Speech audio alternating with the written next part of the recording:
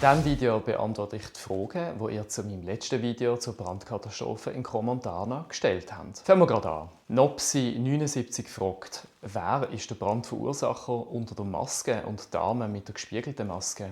Die haben den Brand ja verursacht und gegen die soll genauso ermittelt werden. Die Strafbehörden müssen prüfen, wer alles für den Brand verantwortlich ist. Personen, die die Decke effektiv in Brand gesetzt haben, gehören selbstverständlich dazu und sind zu ermitteln. Möglich, mir aber nicht bekannt ist allerdings, ob die Personen womöglich selber unter den Opfern sind. DNA 9640 fragt, ob auch die Eltern, denen ihre minderjährigen Kinder ohne Begleitung dort waren, bestraft werden können. Im Schweizerischen Strafgesetzbuch gibt es schon Delikte, die Eltern erfüllen können, wenn sie nicht richtig auf ihre Kinder aufpassen. Wer zum Beispiel ein kleines Kind unbeaufsichtigt bei einem sich anbahnenden Sturm auf dem Meer surfen lässt, könnte sich strafbar machen. Dort ist die Gefahr für die Eltern klar erkennbar. Im Fall der Brandkatastrophe Crans-Montana ist es hingegen anders. Das Rauslassen von Kindern an Silvester ist nicht verboten.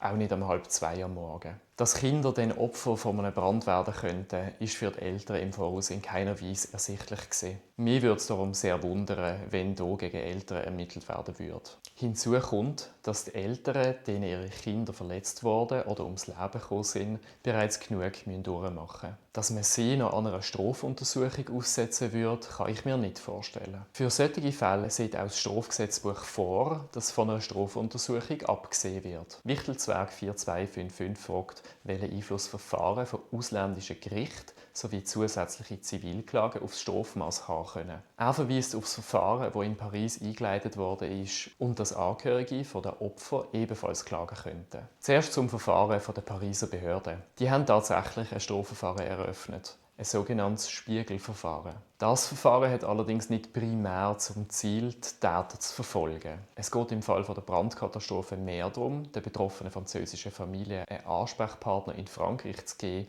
sowie mit den Schweizer Behörden zu koordinieren. Auf das Schweizer Verfahren sollte das Pariser Verfahren darum keinen Einfluss haben. Zu den Zivilverfahren. Ein Zivilverfahren kann keinen Einfluss auf das Strafmaß haben. Im Zivilverfahren sind auch die beteiligten Parteien andere. Der Richter beurteilt eine Streitigkeit zwischen dem Kläger und dem Beklagten. Im Strafverfahren steht der Staat, in Person der Staatsanwaltschaft, gegenüber vom Beschuldigten. Diese Verfahren haben schon Einfluss aufeinander. Die Beweise aus dem Strafverfahren können im Zivilverfahren verwendet werden. Zudem können Zivilansprüche auch im Strafverfahren geltend gemacht werden. Aber das Strafmaß kann durch Zivilklagen nicht beeinflusst werden. Mr. Frank 06 fragt, wo denn die Personenkontrollen am Eingang waren, wenn Minderjährige in der Bar waren. Die Personenkontrolle habe ich im letzten Video erwähnt, darum wohl der Kommentar. Rechtlich muss man sich fragen, ob Minderjährige haben dürfen in die Bar gehen. Die Antwort auf die Frage ist ja, aber nicht alle. Gemäss dem Walliser Gesetz über die Beherbergung, die Bewirtung und den Kleinhandel mit alkoholischen Getränken gibt es folgende Einschränkungen. Ab der 10 Uhr oben dürfen Jugendliche unter 16 nur in Begleitung vom gesetzlichen Vertreter, also von den Eltern, oder von einer von denen bevollmächtigten Person in eine Bar. Sofern unter 16-Jährige somit in Begleitung dort waren, ist das zulässig. Ansonsten haben die Kontrollen nicht funktioniert und es ist durch die Staatsanwaltschaft zu untersuchen,